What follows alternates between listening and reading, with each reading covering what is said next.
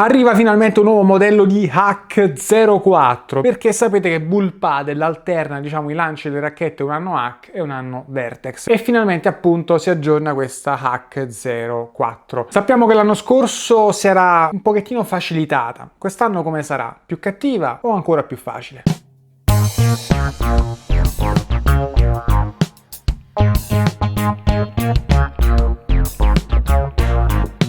Ciao ragazzi e bentornati ad un nuovo video qui sul mio canale. Siamo finalmente, direi, con la Hack 04 2025, perché sapete che Hack è una delle racchette che io preferisco, anzi forse è sempre stata la mia preferita nell'ambito, diciamo, di Bull Padel, sebbene quest'anno la Vertex, e vi invito a vedere la recensione che già avete qui sul mio canale, mi ha convinto di più, perché secondo me appunto è stata messa meglio a punto rispetto allo scorso anno e l'ho trovata più funzionante. Ad ogni modo, come cambia questa racchetta, questa Hack 04 2025? Sicuramente mi scapperà qualche Hack 04 2024, ma voi sapete che io intendo 2025. Dal punto di vista della scheda tecnica in realtà non cambia molto, perché è una racchetta che va sempre dai 365 ai 375 grammi con un bilanciamento alto, e adesso ne parliamo di questa roba qua, e un tricarbon 3D, quindi c'è stato qualche aggiornamento dal punto di vista della composizione ma soprattutto della forma, perché la racchetta ha qualche svaso in più, il cuore è leggermente, diciamo, ristilizzato, quindi ci sono stati dei cambiamenti, ma il cambiamento principale riguarda il fusto esterno e adesso ve lo faccio vedere. Quello che c'è però da registrare è questo canale che fa il giro di tutta quanta la racchetta, canale che dovrebbe andare ad irrigidire la struttura. Ovviamente scompare anche il metal shield, neanche a dirlo, quindi la racchetta è un po' più pulita, ecco, dal punto di vista estetico. Punto di vista estetico che, ragazzi, cosa ne pensate? Fatemelo sapere nei commenti. Vi piace questo abbinamento verdone con questo bianco tagliato così di lato? Forse la rende un po' troppo giocattolosa, e poi sappiamo che il bianco ha un piccolo difetto, insomma, dappertutto si prende molto lo sporco e lo tiene sopra. Però sapete anche, insomma, che con un dito, oppure fate come il meme hack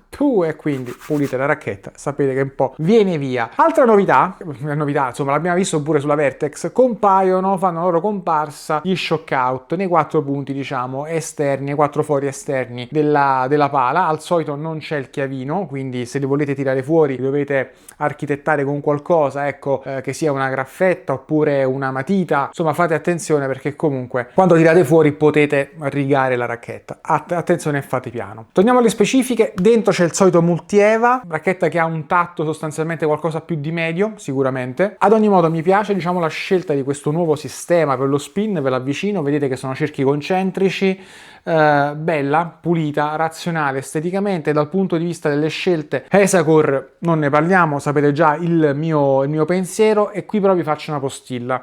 Qualcuno di voi mi ha scritto: ah, però potresti provarla con 2 overgrip e andare avanti. No ragazzi, perché 2 overgrip mi arrivano a un massimo di 12 grammi, mentre l'Esacor da solo è oltre 18 grammi, più un altro overgrip che chiaramente bisogna montarcelo sopra, quindi pronto gara, come esce questa racchetta qua, siamo almeno 22 grammi, e quindi andrei a togliere 10 grammi dal manico, ed è normale, insomma, che sia un comportamento diverso. Perché dico questo? Perché il suo bilanciamento è 25 cm e mezzo, volendo andare a togliere l'Esacor forse un mezzo centimetro, diciamo, si recupera, ma volendo fare il pari con altre racchette e quindi con un grip di serie montato sopra che comunque si andrebbe a prendere 15, 16, 14 grammi più l'overgrip sostanzialmente, perché bisogna considerare che nel caso delle Bull Padel c'è l'overgrip in più come peso iniziale. Per non falsare il tutto, ragazzi, io la provo con l'Esacor così come viene venduta, perché è normale che se vado a rendere la racchetta più pesante verso sopra ha un comportamento migliore, ma dovrei farlo con le Head, dovrei farlo con le Wilson, dovrei farlo con le Babolat. È diverso montare 2 overgrip e togliere il grip. In sostanza, tutto sto pippone, se io metto un grip normale qua sopra al posto dell'Esacor, non cambia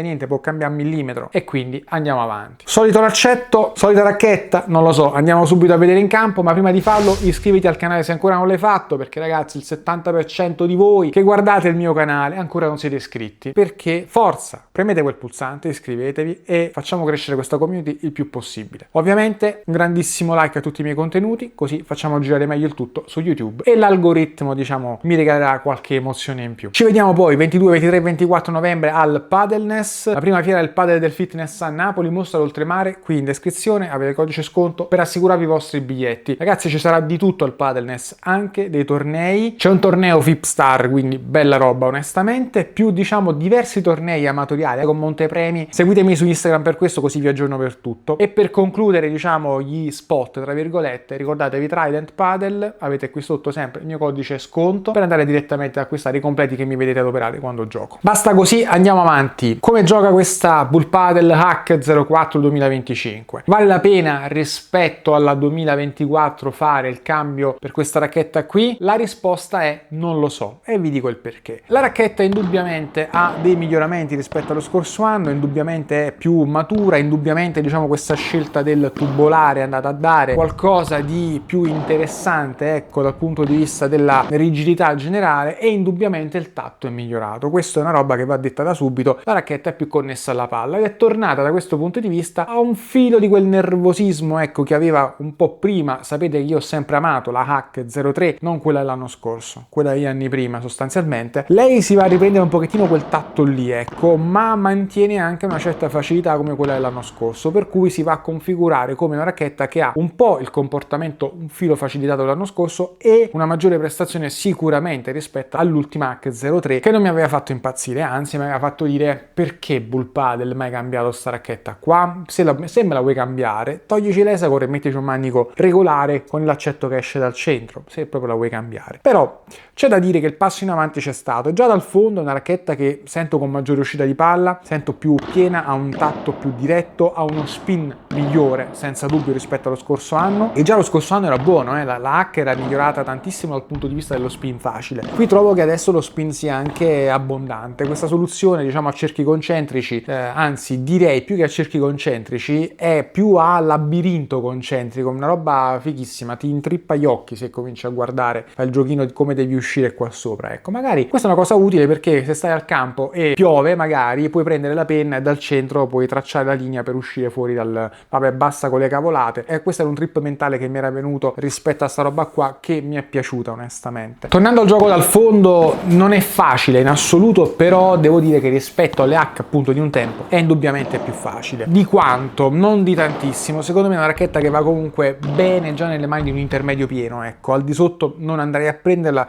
Esiste la versione CMF che ancora non ho provato quest'anno, ma solo indubbiamente racchette più facili. Questa è una racchetta più seria, che tenderei appunto a consigliare ad un pubblico che sa maneggiare qualcosa che ha un punto dolce medio piccolo. Ecco, il punto dolce qui non è piccolissimo, devo dire. Questo è un ambito migliorato rispetto diciamo alle hack di qualche anno fa, e nonostante diciamo l'impatto quest'anno sia un po' più secco rispetto all'anno scorso, devo dire che il punto dolce è rimasto piuttosto buono, quindi segnale che questa nuova configurazione diciamo del telaio esterno ha dato qualcosina dal punto di vista del compromesso maggiore tra tatto più duro e poi un punto dolce decente. Sì, perché il punto dolce qui è decente, onestamente dal fondo non l'ho mai subita. In difesa devo dire, essendo un attimo più reattiva rispetto allo scorso anno, è un attimo più complessa, bisogna seguirla un attimo di più, però c'è da dire che ha migliorato molto il controllo, e soprattutto quando vai in velocità sui colpi è una racchetta che controlla meglio, ecco. Sebbene non abbia la spinta delle hack di qualche anno fa, ha mantenuto però una bella sensazione, e nonostante sia comunque abbastanza reattiva non ti scappa tanto. È una racchetta che penso abbia un bel controllo e sia migliorata nell'ambito di spin, nell'ambito di controllo, e punto dolce più o meno è rimasto quello dell'anno scorso, ma ripeto con un tatto comunque più denso, e questa cosa qui secondo me è un plus, soprattutto considerando che non ha perso facilità, ecco, o meglio non è diventata più difficile, se non fosse di pochissimo, però è diventata un po' più efficace. Infatti, volendo andare già sulla rete, qui sento che comunque la racchetta è andata a riprendersi qualcosa di cattiveria sulla rete, di colpi comunque piuttosto carichi, lo spin funziona veramente bene. È vero, il bilanciamento è un 25,5, e se questa cosa va a premiare un pochettino più dal fondo, diciamo che al volo un pochettino di testa un po' più carica non mi sarebbe dispiaciuta. Lì sento un pochettino la mancanza di un po' di massa rispetto alle hack di qualche tempo fa, che sebbene avessero diciamo sempre l'Esacor, però erano un po' più cariche sopra onestamente, e lì l'Esacor ce lo tenevamo, ecco, perché bene o male ci mettevi un grip in più, si stondava un attimo, il manico grosso, e comunque là riuscivi a portare un pochettino a spasso con potenza. Qui diciamo che volée, secondo me la volée comunque è una bella volée, talvolta diciamo se ti appoggi un pochettino noti che un po' di massa generale manca, ecco. Però c'è da dire una roba, che giocando tecnicamente, quindi di corpo, di fisico, di spostamento di pesi e con un gesto tecnico, il nucleo è carico, la faccia comunque è solida, la racchetta risponde, e quindi senza dover andare in overswing, senza dover andare quindi a sbracciare, a far cose, la racchetta comunque riesce a dare una bella prestazione dal punto di vista del colpo al volo così in generale. La volée non è male, attenzione, perché qui il feeling secondo me non è malaccio, è un feeling secco senza dubbio, non mi aspettavo grandi miglioramenti dal punto di vista del feeling. La Hack è sempre stata una racchetta secca, discretamente connessa, ma non connessissima onestamente, e conferma diciamo questo suo approccio che la palla la fa sentire discretamente, ma non fa miracoli dal punto di vista proprio delle sensazioni generali, del tatto con la pallina, che si avverte abbastanza presto, ma non è un tatto wow yeah, mettiamola così. Andiamo sulla Vibora. Qui secondo me gran pala, si muove molto bene, dimostra che comunque è vero che non aiuta tantissimo con le sue masse, ma comunque diciamo la sua sostanza ce l'ha. E infatti mi ha permesso diciamo di giocare delle Vibore che camminassero onestamente, lo spin funziona facilmente soprattutto, mi piace questo approccio che comunque la palla la carica bene e non serve tanto diciamo per darle spin, quindi secondo me la Vibora è di sostanza, è una Vibora che mi fa dire ok, c'è e posso essere offensivo. Questa è una roba che rispetto ad Hack ci tengo a precisarla, perché è sempre stata una racchetta che la Vibora di un certo tipo diciamo me l'ha concessa, o meglio mi ha sempre dato soddisfazione personale, ecco, per come camminasse la palla sulla Vibora, tra pesantezza di palla, giro quindi e diciamo anche velocità, e devo dire che conserva tecnicamente anche diciamo supportata questo tipo di approccio, assolutamente promossa, un pelo meglio rispetto all'anno scorso. Andiamo sugli smash piatto. Secondo me la racchetta ha ancora un po' troppo morbidezza tra virgolette, no? Perché non è una racchetta soft. Il discorso è un bilanciamento a 25,5, è comunque un nucleo, una faccia che sono un po' meno duri rispetto a qualche anno fa, rispetto alla prima H03 ad esempio, che tirava delle belle fucilate onestamente, per cui si arrabatta sullo smash piatto. Dipende molto da quello che sai dare tu, dipende da quanto riesci a spingere la palla, ma non è una racchetta che ha una testa a martello che dici oh ho spezzato il polso e la palla è decollata. No, non è questo, è una racchetta che ha uno smash piatto discreto. Per quanto riguarda lo smashing kick, considerando che rispetto allo scorso anno è un pochettino più reattiva, secondo me è salito un pochettino dal punto di vista proprio della reazione della racchetta sullo smashing kick. Mi sono soffermato soprattutto sul capire quanto aiuto desse la racchetta, perché comunque spingendo lei permetteva di giocare uno smashing kick di sostanza, anzi di soddisfazione, ecco. Però ero più interessato a capire quanto facilmente, diciamo, qual è il minimo di accesso per avere uno smashing kick. Devo dire che la racchetta è abbastanza benevola e nelle posizioni, diciamo, 2-3 metri alla rete, onestamente fa un lavoro di aiuto per un gesto tecnico notevole. Non bisogna spingere tanto, lei prende spin facilmente e conserva uscita di palla di buon livello, per cui ben fatto da questo punto di vista. Sicuramente non dico uno step in più rispetto allo scorso anno, ma un mezzo step in più. Mi sarebbe piaciuto più un passo verso le vecchie Hack, però ragazzi la base del padel si è allargata e l'esigenza spesso di racchette anche destinate ad un pubblico, diciamo, sicuramente non basico dal punto di vista, diciamo, della tecnica posseduta, oppure sicuramente non principiante, non intermedio basso, perché lei dovrebbe andare per un avanzato, dovrebbe andare per un intermedio avanzato almeno, invece è una racchetta un po' più facile, ecco. Dobbiamo prendere atto di questa cosa, la racchetta si è facilitata, le racchette che ci aiutano sono sempre, diciamo, gradite, onestamente, ma su Hack l'avrei preferita un pochettino più cattivella. Non gioca male, affatto, l'avete visto, però l'avrei preferita un po' più Hack. Ok, andiamo a vedere quali sono i voti che merita questa racchetta, ma prima ovviamente 30 secondi con me e poi torniamo con i voti che merita lei. Bellissima la Tavascan esteticamente, ma il bello, ragazzi, è soprattutto guidare. E allora andiamo a farci un giro su una strada tutta curve. Come potete vedere, essendo ormai a crepuscolo, si è attivata tutta la fase LED di quest'auto, stupenda. Iniziate a vedere che cos'è quest'auto praticamente di sera, e siccome, diciamo, questo LED va un po' di cattiveria, noi premiamo anche il tastino Cupra e vediamo un pochettino se ci diverte di più. Effettivamente la risposta, diciamo, all'acceleratore e anche quella delle sospensioni e del volante sono praticamente cambiate. Sì, l'auto è molto più precisa, infatti ha dismesso lo smoking e in questo momento, diciamo, stile 007 ha messo un pochettino di pepe, tanto pepe. Freno motore che devo dire aiuta molto di più che in sezione comfort. Come potete vedere l'auto praticamente sale su con una scioltezza di coppia, è dritta, molto dritta, non perde mai il posteriore. È interessante questa cosa perché ha una trazione notevolissima. Il motore asincrono anteriore fa un grandissimo lavoro nel tenere l'auto comunque inchiodata e soprattutto in traiettoria. Ok, qui più stretta, abbiamo avuto qualche difficoltà prima, vediamo ora, nessuna. Bene, va via veloce. Ora però tocca a te guidarla e quindi ti aspettiamo da Cupra del Priore, Cupra Garage di Napoli e di Salerno.